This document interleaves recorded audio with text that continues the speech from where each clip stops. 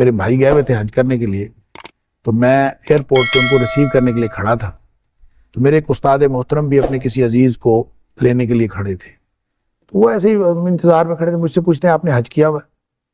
میں نے کہا نہیں۔ تو مجھے کہتے ہیں کہ لوگ سمجھتے ہیں کہ حج پیسے سے ہوتا ہے، حج پیسے سے نہیں ہوتا، حج ارادے سے ہوتا ہے۔ کیا بات؟ اور نیت سے ہوتا ہے۔ آپ ابھی حج کا ارادہ کریں۔ میں نے کہا کہ جی میں ارادہ کرتا ہوں کہ میں انشاءاللہ اگلے سال حج پہ جاؤں گا۔ تو مجھے کہتے ہیں کہ اگلے سال نہیں، اسی سال۔ کیا بات ہے؟ تو میں نے کہا اسی سال کا تو ہو گیا ہے شیخ، اگلے سال ہی آئے گا حج اس کے لیے۔ تو یوں میں نے ارادہ کر لیا۔ انہوں نے مجھے کہا کہ آپ ایسے کریں کہ آپ کے پاس چاہے 10 روپے ہیں چاہے 20 روپے ہیں، آپ اس کو اکٹھا کرنا شروع کریں اور باقی وسائل اللہ تعالیٰ خود مہیا کر دے گا۔ اور ایسے ہی ہوا۔ میں اس کے بعد ان کے کہنے کے مطابق میں نے جوڑ جمع شروع کیا، اللہ تعالیٰ نے وسائل دے دیے۔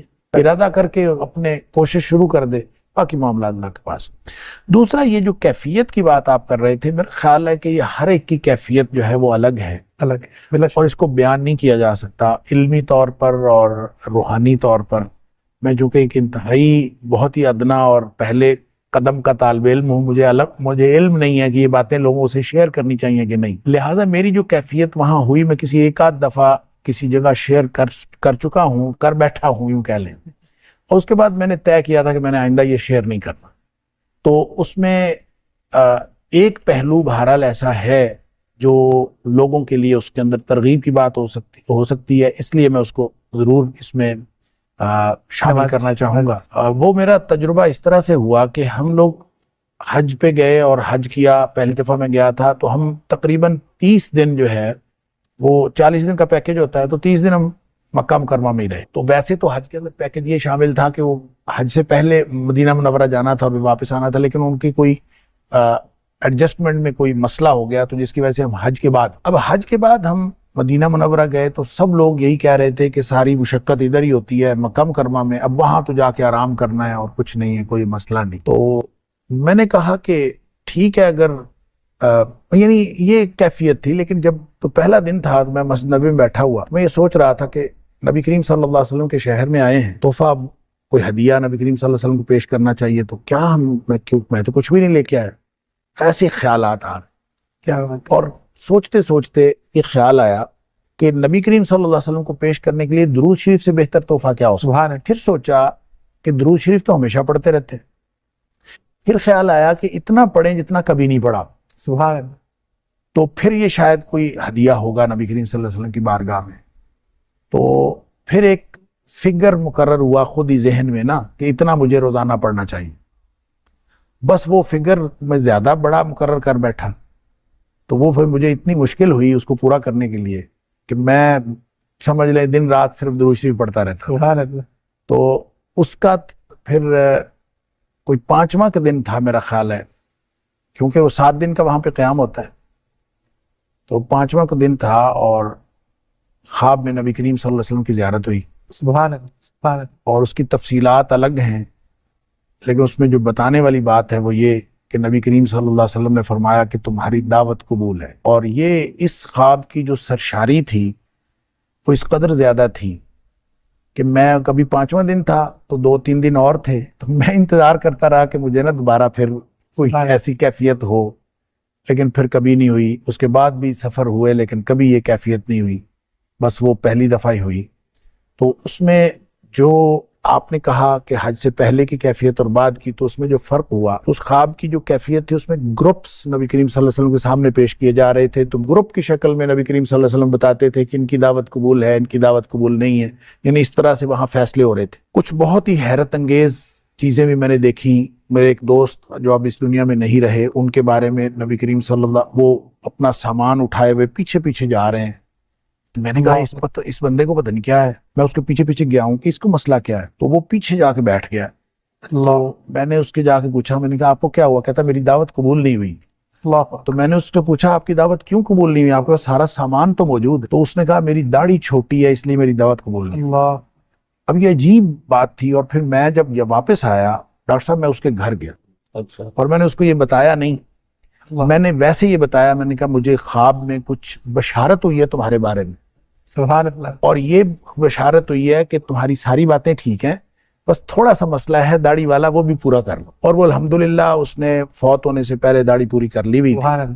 اللہ تعالیٰ اس کی قبول فرمائے. لیکن میں یہ کہہ رہا ہوں کہ ان کیفیات میں جب ہمارا گروپ پیش ہوا نا، تو اس گروپ کو انہوں نے، نبی کریم صلی اللہ علیہ وسلم نے یوں فرمایا کہ ان کی دعوت قبول ہے.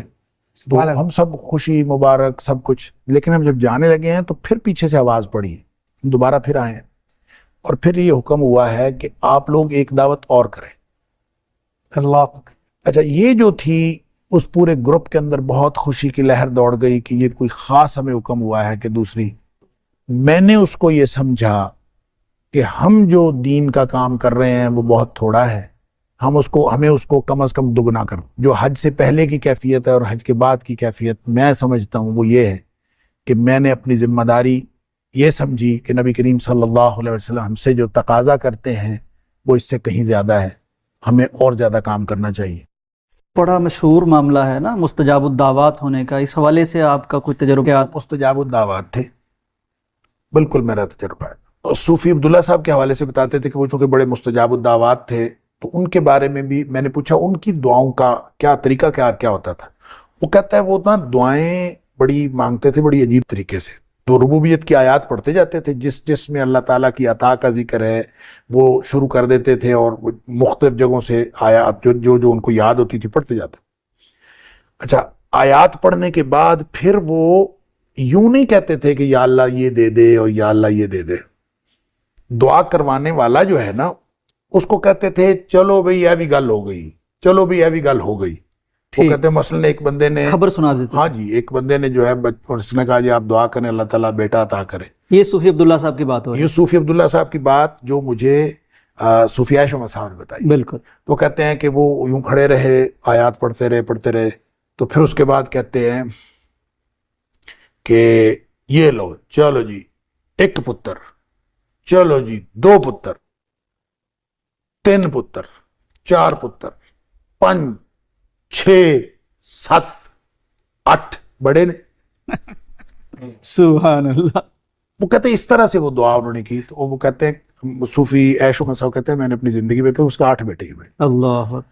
اچھا، خود انہوں نے مجھے اپنے دعاؤں کے بارے میں بتایا. ایک تو وہ ذکر بہت کرتے تھے، اور بعض اذکار انہوں نے مجھے بتائے، میرے ساتھ شیئر کیے، سورہ فاتحہ، آیت الکرسی، بہت زیادہ. اچھا، وہ جو کثرت کرتے تھے نا اس کا آپ یہ اندازہ کر لیں کہ ایک دفعہ وہ کہتے ہیں کہ میں نے اللہ سے دعا کی یا اللہ میری یہ دعا قبول کر لے، میں 1000 روزے رکھوں گا. اچھا، اللہ اکبر. آپ اندازہ کریں اس طرح کو کرتا ہے. ہاں بہت اور مشکل. پھر وہ کہتے ہیں میں نے رکھے. اچھا، میں حیران حضرت 1000 روزے 3 سال بنتے ہیں. تو کہتے کوئی نہیں، وہ میں روز رکھ لیتا تھا، الحمدللہ روزہ رکھ لیتا تھا، روزانہ ہی رکھ لیتا تھا. سبحان. کوئی نہیں، الحمدللہ کچھ بھی نہیں ہوا مجھے، میں ٹھیک 1000 روزے رکھ لیے.